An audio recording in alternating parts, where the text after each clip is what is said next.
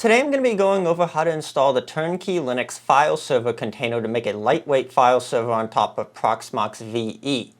The nice thing about doing this compared to firing up a separate VM running something like TrueNAS is it's much more lighter weight and it allocates resources much better. So it only uses the resources it needs, whereas with the VM or something it's a lot more resource heavy on your host.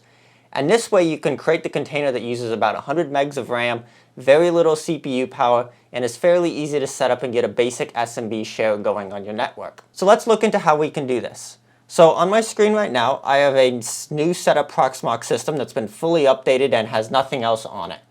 And the first thing I'm going to want to do is download the container template. So this contains all the data that it needs to set up the container and start running it. So I'm going to have to find a volume here, and it looks like by default it's the local one that has container templates. And then I'm going to go to templates and download it. One easy way to find it is to look for Fileserver. And you can see the Turnkey file server. So Turnkey is a Linux distro where they take a basic Linux install and then put some utilities and a web management GUI on it. And that makes it super easy to manage it and access it, so you don't have to use any command line stuff to set up Samba, which can kind of be a pain if you haven't used Samba in the command line too much before. And it is overall just a fairly smooth, simple experience. It does things like automatic updates for you and just kind of makes it work simply.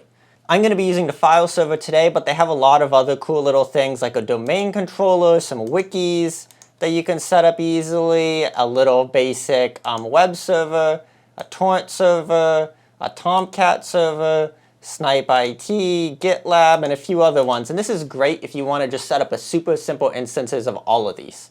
They're not the best for super advanced configurations, but it's great if you want something simple and you want it set up fast. Now that the container template is finished downloading, I can go and set up the container now. So it's going to say so it looks like this container is about 360 megabytes, and it took about 4 minutes for me to download. Not too bad. But now I'm going to create the container by clicking the little Create Container button in the top right corner. And unlike a VM, because the container is a little bit more integrated and more is configured, you get to set a few more things like the password and an SSH key.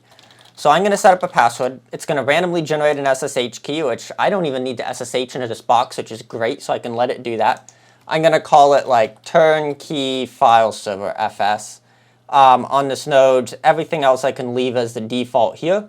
With the password, Turnkey's going to want you to change it upon first login, so I'm setting something simple right now. I'm going to select the container here. If it doesn't show up, make sure you select the correct storage there. Disks, I can create one big disk or I can create multiple. I'm going to create a second disk that I'm going to use for storing the actual files. And I'm going to make this one, let's say 100 gigs. And I'm going to say it's like /mmt/my data. And then I'm going to have a root FS that's going to store the root file system. So I'm going to have a separate mount point just so it's on a separate share in case I want to move it between systems or something like that. I find it simpler to have a separate OS and a separate data storage. But you can store it all in one if you want. CPU, I'm going to give it 2 cores, but it really doesn't need much CPU at all. Memory, the default 512 megs is fine for everything I've seen. The nice thing is it also uses the Proxmox host RAM as a RAM cache to help speed up some operations. So it doesn't really need a ton of RAM there for caching because it can just use the host OS's free RAM too. When it comes to its IP address, I'm going to set it to a static IP on my network. It can also be set to DHCP, but I just want to set it to something like 15/24. And then I also have to put in my gateway address. By default, it'll select your default bridge and network name. That can be left the same with a basic install of Proxmox, but if you're doing more advanced stuff with networking, you probably need to know how you want to set that up. Same with DNS. By default, it'll use the same DNS servers as your host system, but you can change that if needed. And I'm going to just click Start after created and Finish. So it's going to take a little bit of time. It's going to unzip that image it downloaded for the container, and then it's going to actually just create the container. So this is normally pretty quick on this system. So now it says task OK, and that means the container's been set up, and since I clicked Start when created, it should have just started it right now. And because containers are super small and simple, it's going to be booted in just a few seconds, so I can log into the console. And it's almost done booting. It looks like it's doing some initial setup, generating SSL keys for its authentication. And then the first thing I'm going to want to do is log into the user root on here with the password I created. It's going to prompt me to create a new password and do some first-time setup. So I'm going to create a new, more secure password here and type it in twice. And then I can optionally put an API key in if I want to manage it from the Turnkey management solution, but I'm not going to do that here. Same with email, that will give me notifications here, which I don't need. And then it will give me options to install updates on a daily basis. So that's going to just use apt update and upgrade to automatically update my system, so that way it's running the newest, most secure version of Debian under the hood. And once it's done updating, it'll give me a little menu like this that says that it's ready to be accessed from a web UI. So I don't have to go and look through this Proxmox console anymore. I can close this and I'll never have to touch the console or SSH again with this system.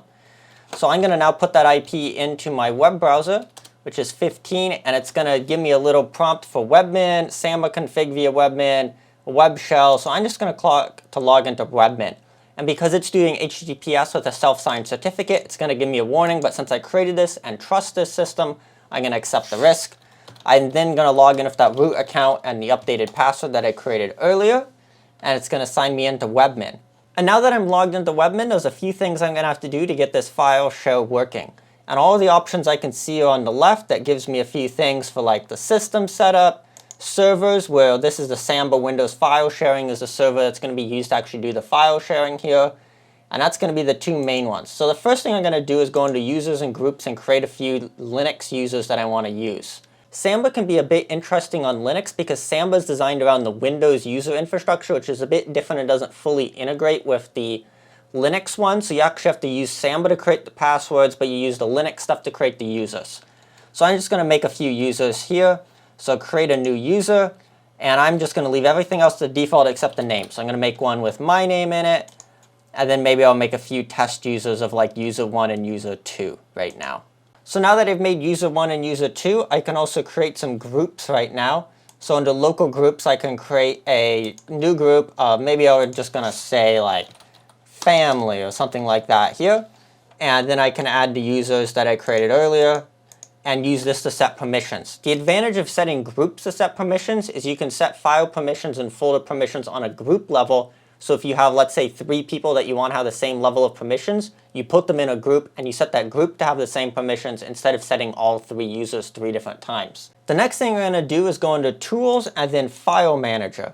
And this lets me see the share that I created earlier under /mmt/share data, or whatever, it's my data. And what I'm going to want to do with this my data folder is change permissions on it so that I have access. So the way permissions work in Samba is a bit interesting, where it has share permissions and then it has file permissions. And you need both to allow access for you to be able to access files. So typically I use the file permissions to limit what I can access to, and then the share permissions to say all the authenticated users can access it. So I'm going to say change ownership of this file to me, and then we're going to call it, make it like the family group. I'm going to change it there.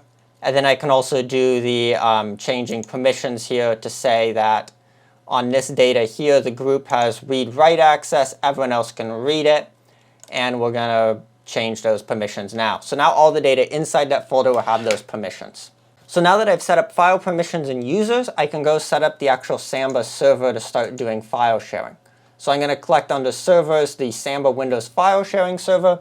And the first thing I'm going to do is actually select all and delete these shares. These shares by default are home, so each user has a separate home folder, and this user is separate to each user. I don't typically use this in my use cases, but if you want to use this, you can. CD-ROM, which I don't need at all. If you put a CD-ROM in the system, it'll let all the users read it. And then storage, which is /serve/storage, which I'm using a different path, so I'm going to want to create my own. So I'm going to click delete all those selected shares, and we can start fresh. The next thing we're going to have to do is do under Samba users and set up our users. As right now we only have the root user, and we want to have all the users I've created. So I'm going to say I want to use this user. I'm going to look up users using a little person icon. I'm going to select my name, select, and then I'm going to use a password here. And this is where I'm going to set my user passwords. So then this is going to take that Linux user I created earlier and add a password so that it's now a Samba user as well. So I'm going to have to do this manually for all 3 of my users that I want to set up. And now if I click on my Samba users, I can see that I have my Brandon, my user 1, and my user 2 all in here. So then they can actually have access to the Samba shares too. So now I'm going to actually want to create my file share. So I'm going to click Create New File Share here. I'm going to say it like home data, call it that. And this is the name that it appears when you look at the computer sharing it. Directory to share is what path you want it to share to. So it's going to be /mmt/my data I'm going to be sharing. And then I'm going to use the 755. Let's do 775. So that means anyone in the correct user and the correct group has full read-write access. Everyone else has full read access. Available and browsable, yes. And then I'm going to actually select my user to be the root, the owner of all the files, and not root. So I'm going to click create, and then I'm going to actually go and edit this first thing, and I'm going to make sure it is under security and access controls. I'm going to say writable yes, and that gives people write permission because I want to be able to read and write to this share. So I'm going to return the share list, and then I'm going to restart the Samba servers, as restarting is required to apply any of the changes here. And then I should be able to browse this share in Windows. So I opened a little Windows Explorer. I can do / and put the IP in here, and it'll ask me for a username and password. I'm going to put my username and password I created earlier in. I can see the /home data. I can create a new folder if I want, so I can call this guy test. Now, one thing I would suggest is if you use the share a lot, to map it as a network drive. That gives it a drive letter, and I find just makes it a lot easier to access. So I'm just going to put this password, the full path in here, and then I can say reconnect at login, finish, and now it shows up as a drive letter here. So under this PC, I can see this new home data share that I've created. And that's my super simple setup for setting up Samba on Turnkey Linux on Proxmox. It's a pretty simple share. I can click it and open it. If I want, I can copy files from like my downloads here. So I can copy like a large file to it, and it should copy at essentially full speeds. I've done a bit of speed testing, and the speeds appear to easily fill a gigabit. And I had easily getting 300 some megabytes per second, which was limited by my network and not the Samba share. This is a bit of a slower system, so I'm seeing slower speeds here, but it is relatively fast for sharing. It's also been fine stability-wise. I haven't really ran into any issues with it. If you want more advanced features and know how to edit Samba, then I can show you the full config file here. So this is the full Samba config file, and you can edit this file as needed. And then the other great thing with this is it's super low when it comes to resources. So looking at CPU usage, I'm seeing of the 2 cores, I'm seeing at like 11% when I'm copying files, and I'm seeing about 170 megs of RAM usage. So it's very lightweight on the system. And the other nice thing is it only uses the space it needs on disk. So if I delete a file, it actually instantly gives me more space on the host. Unlike with a virtual disk where you might allocate the whole disk, or you have to deal with some file system overhead. There's basically none because it's using the host file system, not the file system in the container, because it's just passing through that file system mount point. Let me know if you have any questions or how this can be done, or if you have any better ways that you'd suggest to do it down below in the comments. And thanks for watching this video.